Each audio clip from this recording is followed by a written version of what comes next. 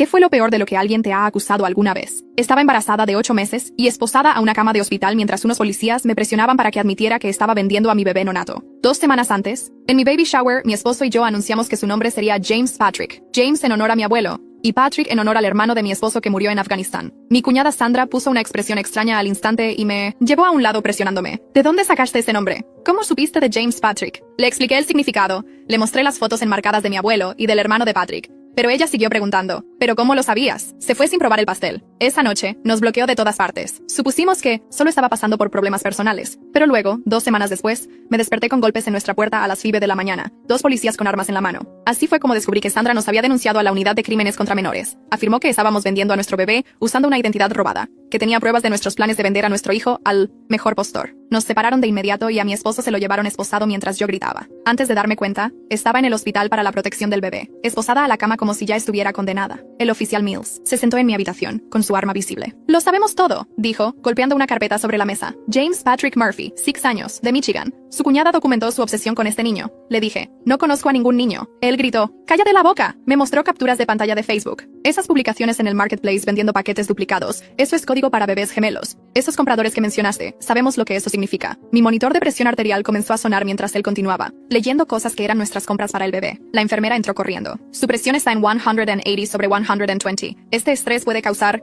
El oficial Mills la interrumpió. «Está fingiendo. Todas lo hacen». El oficial Lee llegó con asistentes de servicios de protección infantil. «Su bebé será retirado al nacer y nunca lo verá. Eso sí tiene suerte y no le dan cadena perpetua». Supliqué. «Por favor, Sandra está mintiendo. Esos eran regalos de la lista de regalos». Lee dijo, tratando de salvarse a sí mismo. Su esposo ya confesó y dijo que toda la idea fue suya. Mi estómago se contrajo de repente. Un dolor agudo y punzante. Algo anda mal con el bebé. Mills se burló. «Qué conveniente, quédese quieta». El dolor se intensificó y sentí un líquido caliente. «Estoy sangrando». Mills gritó. «Por favor, no está sangrando. Deje de moverse o añadiremos resistencia al arresto a los cargos». La enfermera revisó de todos modos y jadeó. «Está teniendo una hemorragia, llame al Dr. Blake ahora». Él dijo. «Está fingiendo». La enfermera gritó. «Está sufriendo un desprendimiento de placenta», y presionó el botón de emergencia. «Esto pone en riesgo su vida». Mills agarró el brazo de la enfermera. «¿Cuánto te pagó para decir eso?» El Dr. Blake entró. Corriendo, vio la sangre y palideció. «Jesucristo, ¿cuánto tiempo lleva sangrando?» «5 minutos, quizás». «No me dejaron», comenzó la enfermera. «A cirugía de inmediato. Podemos perderlos a ambos». Pero el oficial Mills bloqueó la puerta. «Está bajo custodia y se queda aquí». Blake replicó. «Entonces usted firmará sus certificados de defunción oficial. Esto es una emergencia médica». Mills dijo lentamente. «Déjeme llamar a mi supervisor», tomando su teléfono mientras yo me retorcía de agonía. «No hay tiempo, oficial», gritó Blake. «Está perdiendo demasiada sangre». Mills dijo. «El protocolo es el protocolo», mientras marcaba. La llamada se fue al buzón de voz y comenzó a dejar un mensaje detallado. Mi vista se estaba nublando. La enfermera me inyectaba líquidos en el suero mientras otra enfermera entraba corriendo con bolsas de sangre. «Su presión está bajando», gritó alguien. «Todavía esperando autorización»,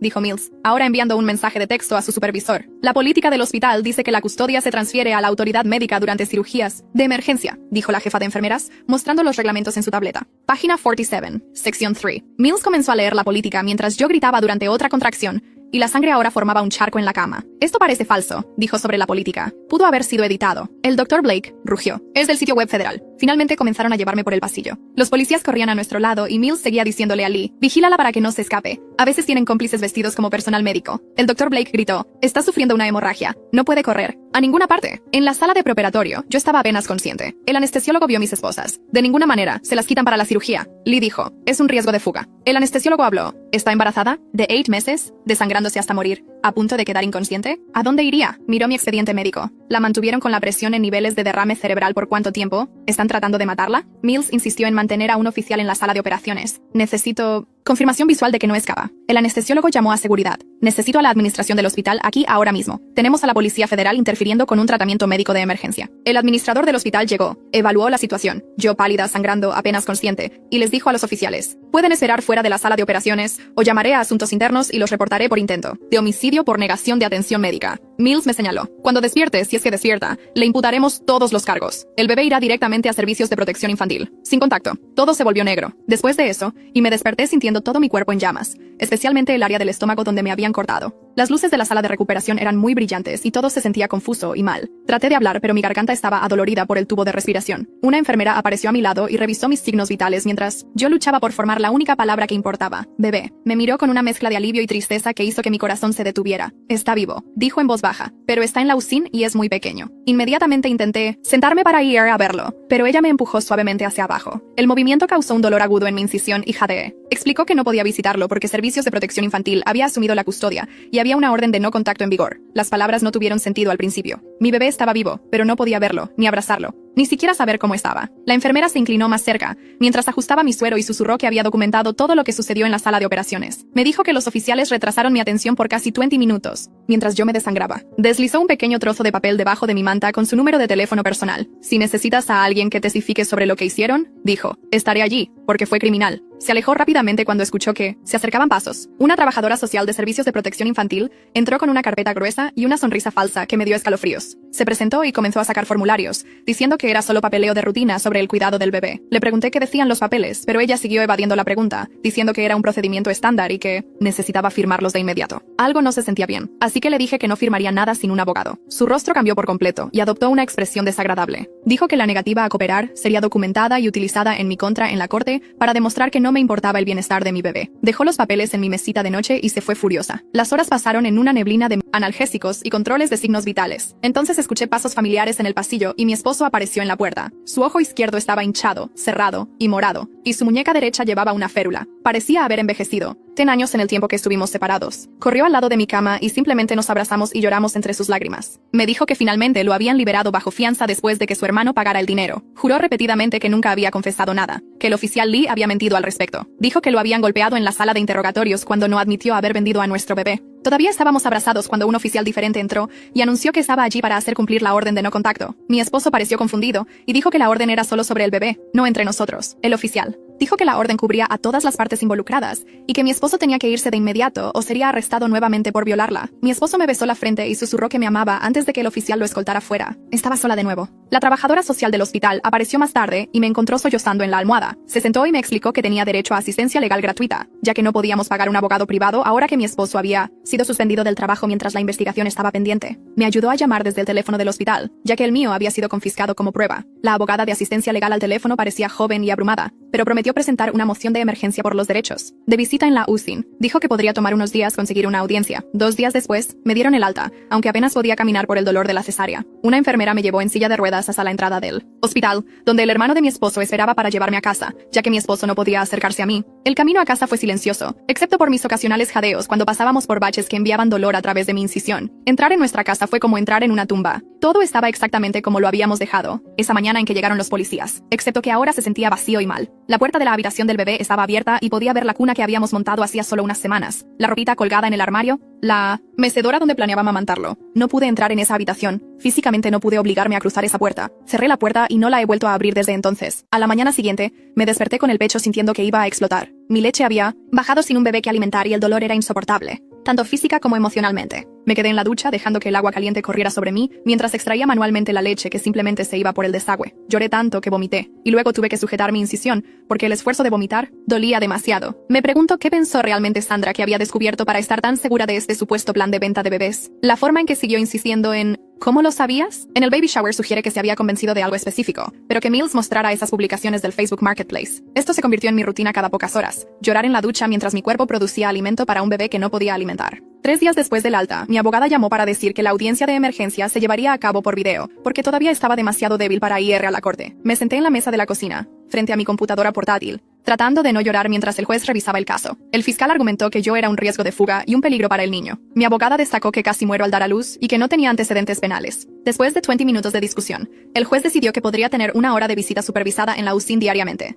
pero la orden de no contacto con mi esposo se mantendría. Dijo que la investigación estaba en curso y que estas eran medidas temporales para la seguridad del niño. A la mañana siguiente, tomé 3 autobuses para llegar al hospital, ya que todavía no podía conducir debido a la cirugía. En la entrada de la UCIN, una trabajadora social de Servicios de Protección Infantil esperaba con un guardia de seguridad. Registraron mi bolso, me cachearon y me hicieron vaciar los bolsillos. La trabajadora social me siguió hasta la UCIN y se quedó justo detrás de mí todo el tiempo. Cuando la enfermera me llevó a su incubadora, no podía respirar. James era tan pequeño, quizás 4 libras, con tubos y cables conectados por todas partes. Su piel era casi translúcida, y podía ver su pequeño pecho esforzándose tanto para respirar. La enfermera dijo que podía cargarlo y lo colocó con cuidado sobre mi pecho. Era tan ligero que tenía miedo de romperlo si me movía mal. La trabajadora social se quedó allí, observando cada movimiento que hacía, escribiendo notas en su portapapeles sobre cómo lo sostenía, cómo lo miraba, si parecía tener un vínculo. Pero nada de eso importaba en ese momento, porque mi bebé estaba en mis brazos por primera vez y estaba vivo. La enfermera de la UCIN esperó a que la trabajadora social saliera para atender una llamada, antes de inclinarse para susurrar que James había estado llorando sin parar desde que nació. Dijo que no comía bien para nadie,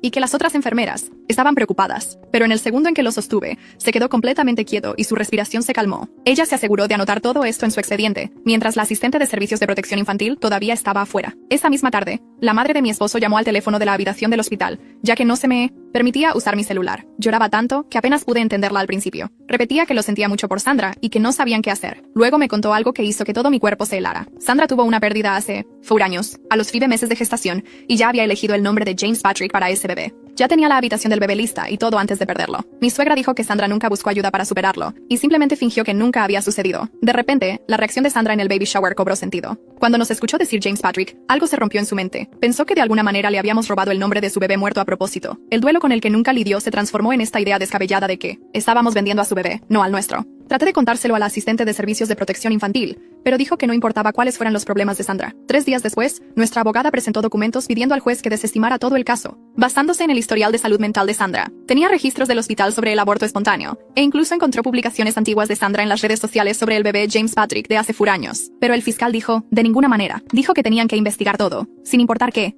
porque había niños involucrados. Entonces las facturas comenzaron a llegar. La primera fue de $18,000 por la cirugía de emergencia. La siguiente fue de $12,000 por la UCIN hasta ese momento. El seguro envió una carta diciendo que no pagarían debido a la investigación criminal. Dijeron que si éramos declarados culpables de venta de bebés, no tendrían que cubrir nada. Mi esposo no podía trabajar debido a los cargos, así que no teníamos ingresos. Cada día llegaban más facturas y el total seguía aumentando. Mientras tanto, me enteré por nuestra abogada que el oficial Mills fue puesto en servicio administrativo mientras investigaban lo que sucedió durante mi emergencia. Pero el oficial Lee fue ascendido a sargento por su trabajo en nuestro caso. A la enfermera que salvó mi vida documentándolo todo, de repente le recortaron sus horas de tiempo completo a 2 días por semana. El hospital dijo que solo eran recortes de presupuesto, pero todos sabían que no era verdad. Una semana después, recibimos una carta de un abogado diciendo que Sandra quería los derechos de abuela sobre James. La carta decía que tenía derecho a ver a su sobrino, y que mantenerlo alejado de ella era cruel. Todavía pensaba que él estaba conectado con su bebé perdido de alguna manera. Nuestra abogada dijo que era una locura, pero que tendríamos que luchar contra ello en los tribunales, lo que significaba más dinero que no teníamos. Durante mi siguiente visita, estaba sosteniendo a James cuando su monitor comenzó a enloquecer. Había dejado de respirar y se estaba poniendo azul. La asistente de servicios de protección infantil se quedó parada, congelada,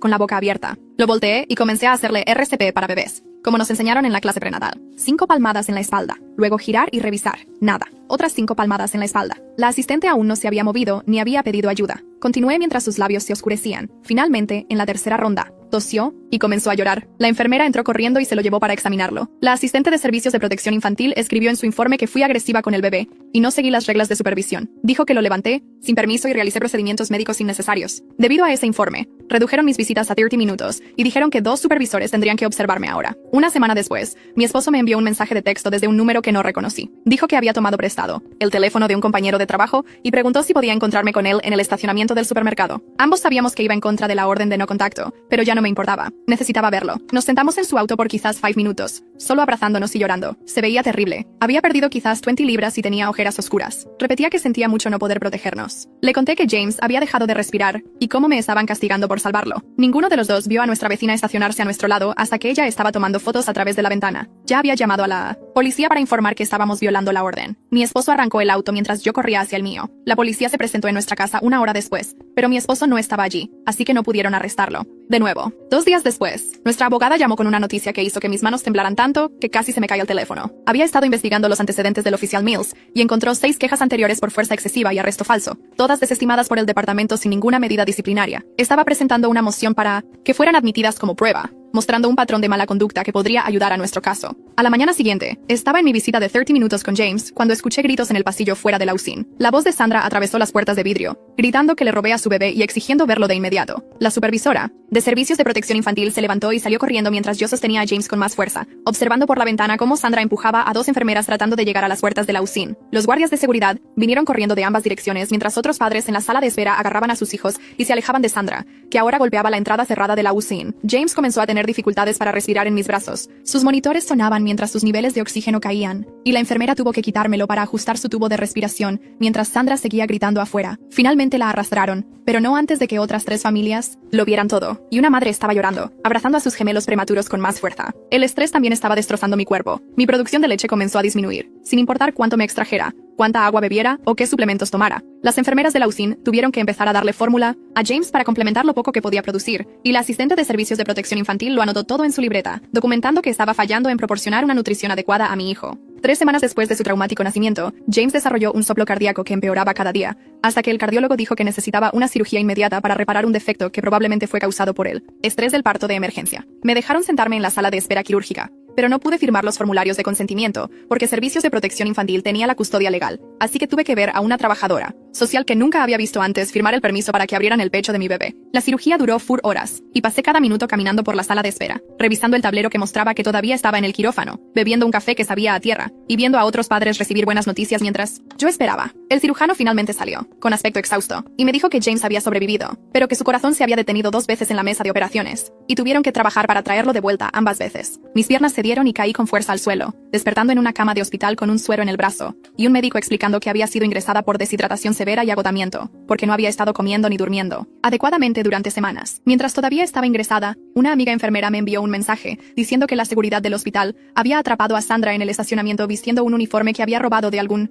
lugar, tratando de entrar en la UCIN por la entrada de empleados. La arrestaron por allanamiento de morada e intento de entrada no autorizada, pero cuando el caso llegó a la fiscalía, se negaron a presentar cargos, diciendo que Sandra necesitaba tratamiento de salud mental, no la cárcel. Nuestra abogada estaba furiosa cuando me llamó sobre esto, especialmente después de lo que acababa de descubrir sobre nuestro caso. Había conseguido acceso al informe policial original a través del descubrimiento de pruebas y encontró que alguien lo había alterado después de la denuncia inicial de Sandra, añadiendo detalles sobre supuestas palabras clave y conexiones criminales que no estaban en la versión original. Que Sandra usara uniformes robados para entrar en la UCIN lleva la expresión "vístete para el trabajo que quieres" a un nuevo nivel de incorrección, aunque claramente ya domina el arte de inventar historias. Los metadatos de fecha y hora en 1900. El archivo electrónico demostraron que el oficial Mills había vuelto y alterado el informe 3 días después de mi cirugía de emergencia, falsificando documentos oficiales para fortalecer su caso. Estaba preparando cargos criminales contra el propio Mills cuando el fiscal llamó con una oferta. Querían que me declarara culpable del delito menor de poner en peligro a un niño, aceptara 2 años de libertad condicional, y a cambio, retirarían todos los demás cargos y podría recuperar la custodia de James en 6 meses. Nuestra abogada dijo que era extorsión,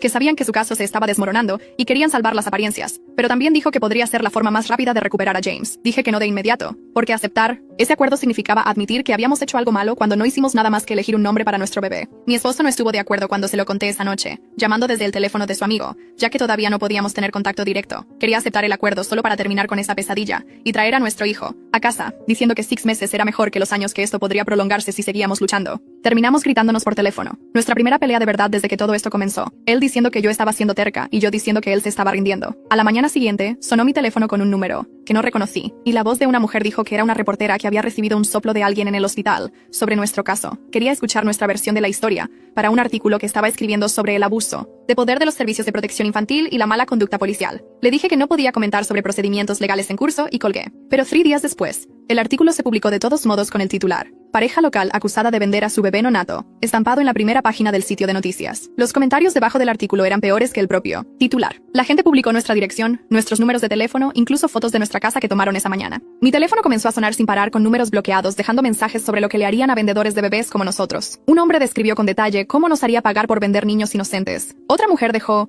mensajes de voz llorando sobre cómo no merecíamos vivir después de vender bebés. Cambié mi número esta tarde, pero de alguna manera consiguieron el nuevo en cuestión de horas. El teléfono de mi esposo estaba recibiendo el mismo trato en casa de su amigo, donde se estaba quedando. Ambos tuvimos que obtener nuevos números 3 veces esa semana antes de finalmente conseguir números no listados. 4 días después de la publicación del artículo, me desperté con golpes en la puerta principal al amanecer. Miré por la mirilla y no vi a nadie. Pero cuando abrí la puerta, la pintura roja goteaba de enormes letras pintadas con aerosol en nuestro garaje. "Asesinos de bebés". Cubría toda la puerta en letras de casi 1 metro de altura. La pintura todavía estaba húmeda y goteaba por la entrada del garaje. Llamé a la policía para denunciarlo, pero el oficial que apareció simplemente se encogió de hombros y dijo: "A menos que tuviera un video de quién lo hizo, no había nada que pudieran hacer". Ni siquiera tomó fotos ni presentó un informe policial. Solo me dijo que comprara cámaras de seguridad y se fue. Pasé toda la mañana tratando de restregarla, pero la pintura ya se había secado en la madera. Los vecinos se pararon en sus patios mirándome fregar, susurrando entre ellos. Nadie ofreció ayuda. 2 semanas después, tuvimos nuestra primera audiencia judicial real sobre la condición médica de James. El médico de la UCIN subió al estrado y repasó los expedientes médicos de James, página por página. Le mostró al juez cómo James sufrió una hemorragia cerebral por falta de oxígeno durante el parto retrasado.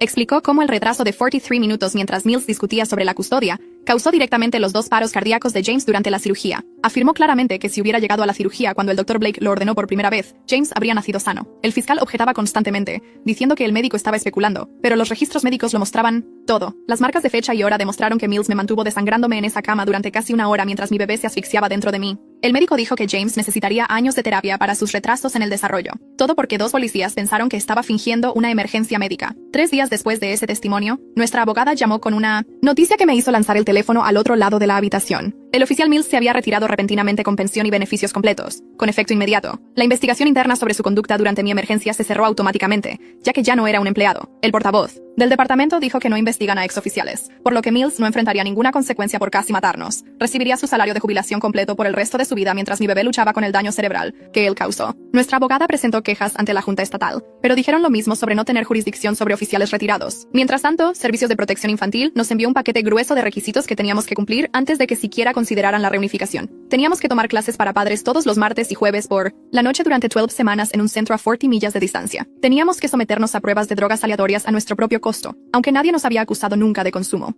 Teníamos que completar evaluaciones psicológicas completas por sus proveedores aprobados, que cobraban $800 cada una y no aceptaban seguro. Teníamos que hacer que nuestra casa fuera inspeccionada mensualmente por asistentes de servicios de protección infantil que aparecerían cuando quisieran. El costo total ascendió a más de $6,000 solo por las evaluaciones y las clases, sin contar la gasolina y el tiempo fuera del trabajo. Teníamos quizás $300 en ahorros. Después de pagar los honorarios iniciales de la abogada, me quedé mirando el joyero de mi abuela durante 2 días antes de finalmente conducir hasta el comprador de oro. Su juego de anillos de boda, que usó durante 60 años, se vendió por $400. El collar de perlas que mi abuelo le regaló por su aniversario me consiguió $200. El broche antiguo de su madre trajo otros $300. Vendí cada pieza excepto una delgada cadena de oro, usando el dinero para pagar nuestras evaluaciones obligatorias. La psicóloga pasó 3 horas conmigo preguntándome sobre mi infancia, mi matrimonio, mi embarazo, todo excepto lo que Mills nos hizo. Su informe decía que tenía un TEPT severo, debido al parto traumático y la separación forzada de mi bebé, pero que no representaba un peligro para los niños. Servicios de Protección Infantil tomó ese mismo informe y lo tergiversó, diciéndole al juez que mi TEPT me hacía demasiado inestable para ser madre de manera segura. Dijeron que necesitaba terapia extensiva antes de poder cuidar a un bebé, ignorando que ellos causaron el trauma en primer lugar. La evaluación de mi esposo fue peor porque se echó a llorar al hablar de James, lo que documentaron como inestabilidad emocional. Esa misma semana, el jefe de mi esposo lo llamó a una reunión con HH presente. Habían visto la noticia y decidieron que los cargos criminales violaban la cláusula de moralidad de la empresa,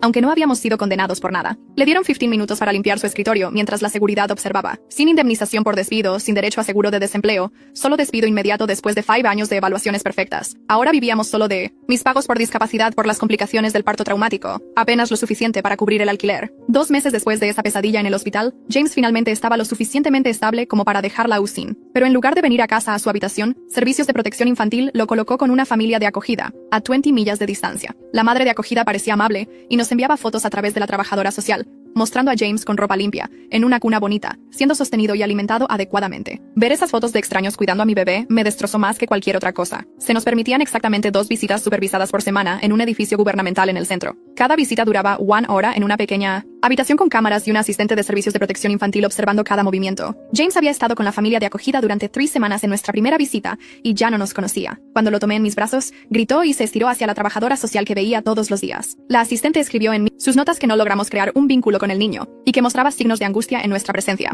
No escribió que cualquier bebé lloraría al ser entregado a extraños en un frío edificio gubernamental. Para la 4ª visita, James se calmaba después de unos 20 minutos, pero el daño ya estaba hecho en su expediente. La familia de Sandra intentó ayudar organizando una intervención en su casa, pero ella se encerró en su habitación y les llamó a la policía. Su hermana me dijo más tarde que Sandra seguía insistiendo en que éramos criminales, que robamos la identidad de su bebé muerto con fines delictivos. Tenía cuadernos llenos de pruebas que había recopilado sobre nosotros, incluyendo fotos de nuestra casa que tomó en secreto durante meses antes de denunciarnos. Su esposo no pudo más y solicitó el divorcio y la custodia de emergencia de sus 2 hijos vivos. Sandra respondió acusándolo de ser parte de nuestra red criminal, diciendo que nos estaba encubriendo porque lo habíamos amenazado. El juez de divorcio le ordenó someterse a una evaluación psiquiátrica, pero ella se negó a ir.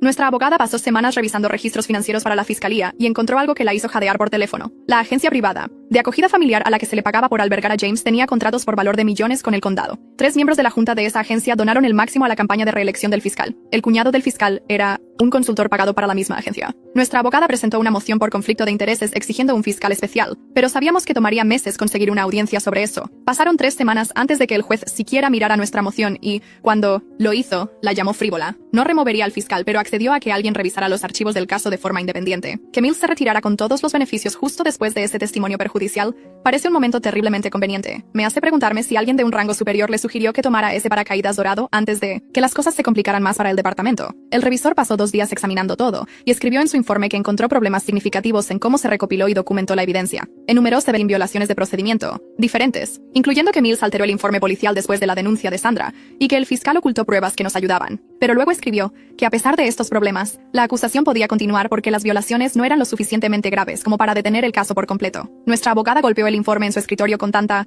fuerza que su café se derramó por todas partes. El estrés me estaba destrozando por dentro. No podía dormir más de 2 horas seguidas y cuando lo hacía, tenía pesadillas con James llorando por mí mientras extraños lo sostenían. La comida sabía a cartón y perdí 20 libras en 3 semanas, aunque se suponía que debía estar recuperándome de una cirugía mayor. Mi leche se había secado por completo al no poder amamantarlo. Una mañana me desperté y no podía recordar qué día era o por qué mi esposo estaba en nuestra cama. Pensé que era un intruso y comencé a gritar hasta que encendió las luces y vi su rostro claramente. Entonces recordé todo y me eché a llorar. Pero la confusión siguió ocurriendo. Olvidaba dónde estaba, o pensaba que todavía estaba embarazada, o creía que James estaba en su cuna en el pasillo. Mi esposo me encontró de pie en la habitación del bebé a las 3 de la mañana, acunando una manta vacía y cantándole. Eso lo asustó lo suficiente como para llevarme directamente a la sala de emergencias, donde me ingresaron en el ala psiquiátrica para una evaluación. La psiquiatra me diagnosticó psicosis posparto, desencadenada por la separación forzada de mi bebé combinada con el trauma de casi morir. Dijo que era realmente increíble que no me hubiera derrumbado antes, dado todo lo que había sucedido. Me quedé una semana ajustando la medicación y aprendiendo estrategias de afrontamiento, pero los servicios de protección infantil se enteraron de inmediato.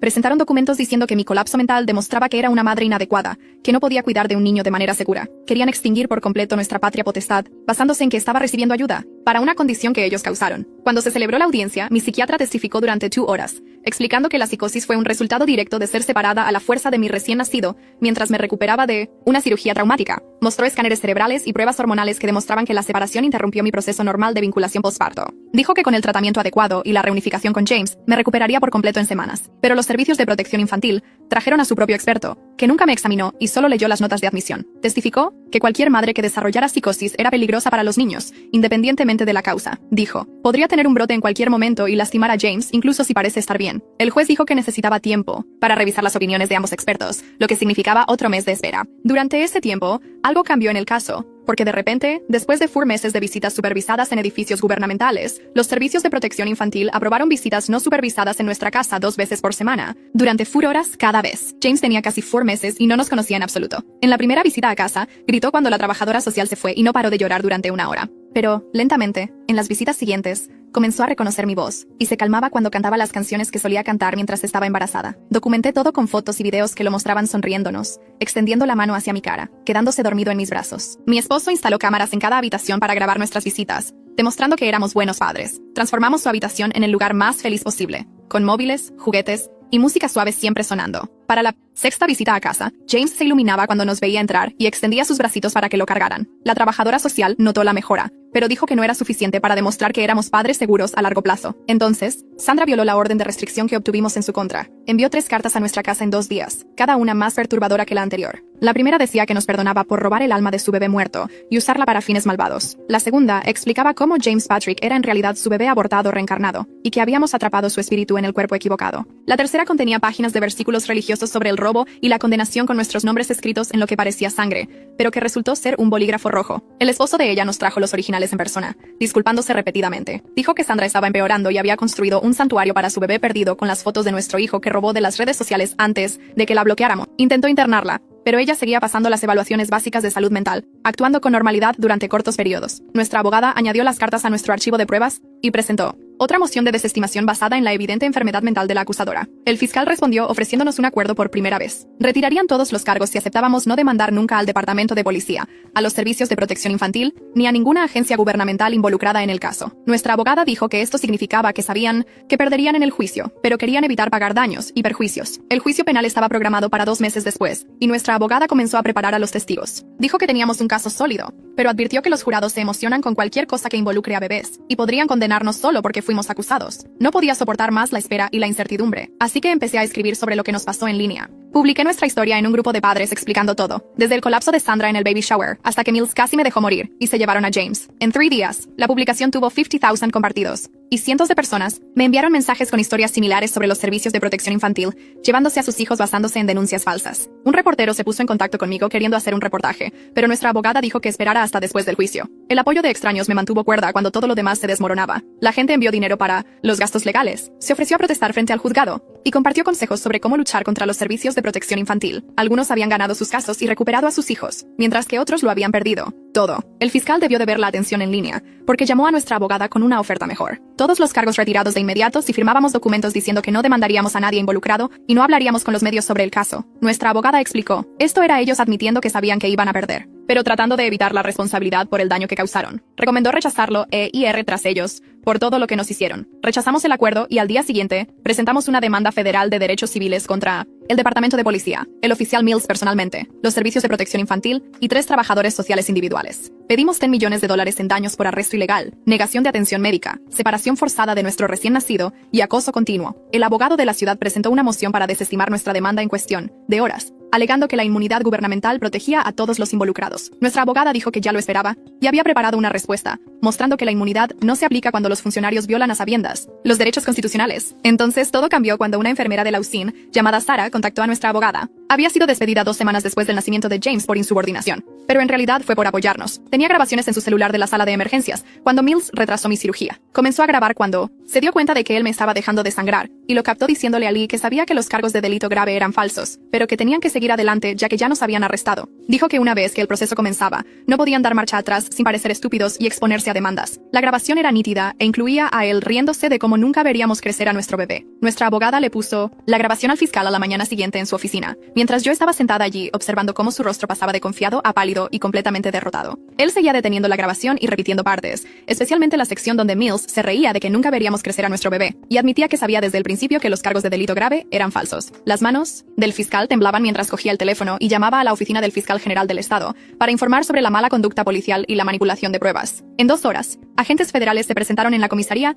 y arrestaron a Mills en su propio escritorio, frente a todos. Lee los vio llevarse a Mills esposado, e inmediatamente pidió un acuerdo a través del abogado de su sindicato. Fue a la oficina del fiscal esa tarde y pasó 3 horas dando una declaración jurada sobre cómo Mills lo presionó para que aceptara el arresto falso. Aunque ambos sabían que la denuncia de Sandra no tenía sentido, Lee admitió que Mills había alterado el informe policial posteriormente para añadir detalles que no estaban en la queja original de Sandra, y que Mills había amenazado con arruinar la carrera de Lee si no respaldaba la historia. El fiscal retiró todos los cargos en nuestra contra ese mismo día, con prejuicio, lo que significaba que nunca podrían volver a acusarnos por nada relacionado con este caso. El juez firmó la orden de inmediato y añadió un comentario mordaz sobre la mala conducta de la fiscalía y la corrupción policial, que se convertiría en parte del registro permanente del tribunal. Ordenó a los servicios de protección infantil que devolvieran a James de inmediato, pero la trabajadora social dijo que necesitaban 30 días para procesar el papeleo y realizar visitas domiciliarias y verificaciones de antecedentes, aunque ya habíamos pasado todo meses atrás. Nuestra abogada presentó una moción de emergencia allí mismo en el tribunal, y el juez llamó a la dirección de los servicios de protección infantil a su despacho, para lo que el alguacil nos dijo más tarde que fue la pelea a gritos más fuerte que jamás había escuchado a través de esas gruesas puertas. Hablando del clásico efecto dominó, una enfermera con una grabación en el celular derribó todo un sistema corrupto más rápido de lo que Mills podría decir inmunidad calificada. El juez salió y firmó una orden exigiendo que James nos fuera devuelto antes de las 8 de la noche de esa noche, o arrestaría a todo el Departamento de Servicios de Protección Infantil por desacato, y comenzaría a encarcelar a los supervisores. La madre de acogida trajo a James a nuestra casa a las 7:05 p.m. con 2 bolsas de basura con su ropa, juguetes y una carpeta de registros médicos de sus 5 meses en acogida. Lloraba mientras me lo entregaba, diciendo que había llegado a amarlo, pero que siempre supo que pertenecía a sus verdaderos padres, y que sentía mucho todo lo que pasamos. James tenía 5 meses y no tenía idea de quiénes éramos, girando la cara cuando intenté besarlo y estirándose hacia la madre de acogida, cuando ella se dirigió a la puerta. Pasé esa primera noche entera sentada en su habitación, sosteniéndolo mientras dormía, con miedo de que si lo ponía en la cuna, desaparecería de nuevo, sintiendo su peso en mis brazos, oliendo su cabello y tratando de memorizar cada detalle de su rostro. Mi esposo se sentó en el suelo junto a la mecedora con la mano en mi rodilla, ambos llorando en silencio mientras James dormía entre nosotros, finalmente en casa, pero sintiéndonos como extraños para nuestro propio hijo. 3 días después, a las 2 de la mañana nos despertamos con golpes en la puerta principal y al mirar, vimos a Sandra tratando de forzar la puerta con una palanca, gritando que le habíamos robado a su bebé y que se lo llevaba de vuelta. Mi esposo llamó al 911, mientras yo cogía a James de la cuna y nos encerrábamos en el baño, escuchando a Sandra romper ventanas y gritar sobre cómo James Patrick era el nombre de su bebé muerto, y no teníamos derecho a usarlo. La policía la encontró en nuestro patio trasero tratando de trepar por la ventana de la habitación del bebé, cubierta de sangre de los cristales rotos, todavía gritando sobre su bebé incluso mientras la esposaban.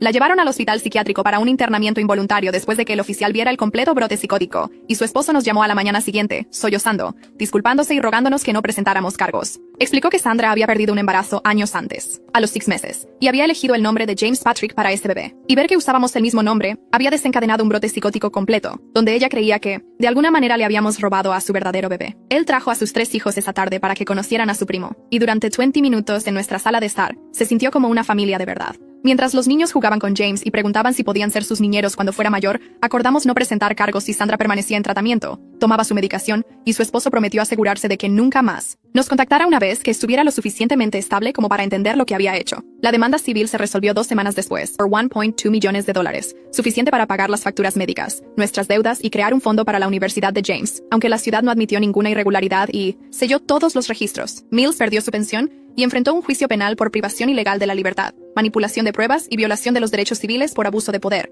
lo que podría significar hasta 20 años en una prisión federal. Mi esposo y yo comenzamos terapia de pareja porque el trauma casi nos destruye, con él culpándose por no protegernos mejor, y yo incapaz de perdonarlo por haber sido arrestado y haberme dejado sola, aunque no fuera su culpa. La terapeuta nos ayudó a entender que ambos fuimos víctimas, y que ninguno de nosotros podría haber evitado lo que sucedió. Y lentamente, aprendimos a confiar el uno en el otro de nuevo, en lugar de esperar constantemente el próximo desastre. James comenzó a alcanzar sus hitos del desarrollo rápidamente una vez que llegó a casa, rodando, sentándose y balbuceando constantemente, aunque todavía no nos reconoció como sus padres durante semanas. Entonces, una mañana, cuando fui a sacarlo de la cuna, extendió los brazos y dijo, «Mamá», con toda claridad. Y me senté en el suelo de su habitación llorando durante 1 hora mientras él jugaba con sus juguetes, y seguía repitiendo la palabra. Mills fue condenado 8 meses después y el juez lo sentenció a 18 meses en una prisión federal, lo que no fue ni de cerca suficiente por lo que hizo. Pero verlo con esposas y un overol naranja nos trajo un poco de paz. El hospital nos invitó a una ceremonia donde anunciaron nuevas políticas sobre la interferencia policial en la atención médica, llamándola la ley de James, que exige que los oficiales se sometan al personal médico durante las emergencias y convierte en un delito retrasar un tratamiento que salva vidas. 1 año después, montamos la trona de James en nuestro patio trasero con un pequeño pastel, mientras mi esposo asaba hamburguesas para los pocos familiares que todavía nos hablan.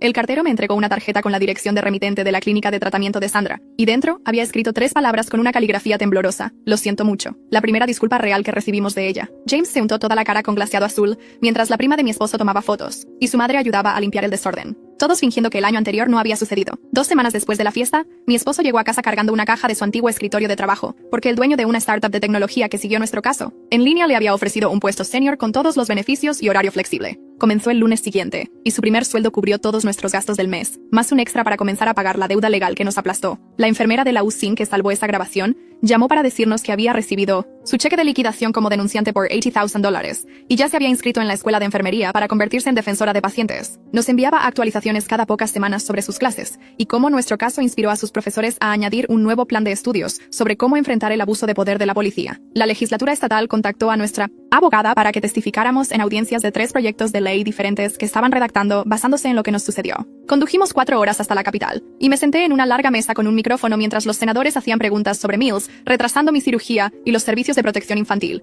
llevándose a James sin pruebas. Las leyes se aprobaron 2 meses después, exigiendo que la policía se someta al personal médico durante las emergencias, la grabación obligatoria de todas las retiradas de custodia y la revisión judicial inmediata de las separaciones de emergencia. El esposo de Sandra nos trajo un sobre grueso 6 meses después de que ella comenzara su tratamiento, con una carta de 10 páginas que había escrito durante sus sesiones de terapia. Explicó cómo perder su embarazo había roto algo en su mente, y vernos usar el nombre de James Patrick la hizo creer que literalmente habíamos robado el alma de su bebé muerto. Escribió que entendía que nunca conocería a James, y lo aceptaba como consecuencia de lo que había hecho, pero quería que supiéramos que estaba tomando su medicación y trabajando para mejorar. Otro año pasó y estaba embarazada de nuevo, esta vez de una niña que decidimos llamar Hope, y el parto fue en el mismo hospital. Pero fue completamente diferente, sin esposas, sin policías, sin amenazas, solo mi esposo sosteniendo mi mano mientras las enfermeras, algunas de las mismas, De antes celebraban con nosotros cuando Hope llegó sana y llorando. La llevamos a casa 2 días después para que conociera a James, que ahora caminaba por todas partes y se metía en todo. Y seguía tratando de compartir sus galletas Goldfish con ella. La señalaba y decía, bebé, una y otra vez. Luego corría a buscar sus juguetes para mostrárselos, aunque ella era demasiado pequeña para jugar todavía. El pediatra dijo que estaba alcanzando todos sus hitos del desarrollo perfectamente, sin signos del trauma de sus primeros 5 meses, lo que parecía un milagro, considerando todo. Todavía nos sobresaltábamos cuando alguien golpeaba la puerta con demasiada fuerza, y mi esposo todavía revisaba las cerraduras 3 veces antes de dormir, y yo todavía tenía pesadillas con la cara de Mills, pero teníamos a nuestra familia, junta bajo el mismo techo, sin visitas supervisadas, trabajadores sociales, ni fechas en la corte, solo problemas normales, como que James se negara a comer verduras, y Hope nos mantuviera despiertos toda la noche. Nuestro terapeuta de pareja dijo que habíamos hecho un progreso increíble en aprender a confiar de nuevo, después de que el sistema intentara destruirnos, usando nuestro amor en nuestra contra. El trabajo de mi esposo iba bien, pagamos la mitad de la deuda legal, e incluso comenzamos una pequeña cuenta de ahorros para los fondos universitarios de los niños. James nunca recordaría esos horribles meses en acogida o en la UCI, donde lloró por unos padres que no podían venir, pero nosotros lo recordaríamos por él. Guardamos cada documento, cada foto, cada trozo de evidencia en una caja en nuestro armario, porque un día tendría la edad suficiente para conocer su historia. Por ahora, sin embargo, solo era un niño feliz que amaba a su hermanita y a sus camiones de juguete, y no tenía idea de que su nombre casi nos costó todo. Vaya, no puedo evitar preguntarme qué pasa realmente por la cabeza de Sandra cuando escribe esas cartas de disculpa. 3 palabras un mes, 10 páginas al siguiente. De todos modos, gracias por acompañarme en todo esto. Dale me gusta al video. Ayuda más de lo que crees.